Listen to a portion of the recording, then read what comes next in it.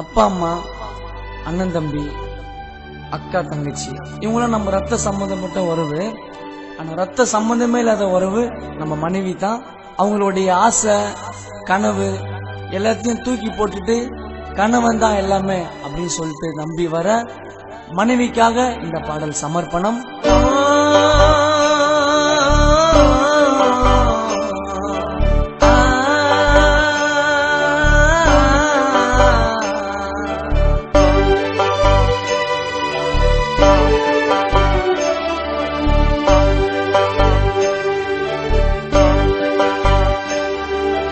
கருப்பு நிற கட்டழகி குண்டு மல்லிகப்பூ சிரிப்பழகி நீதான் என் உசுராக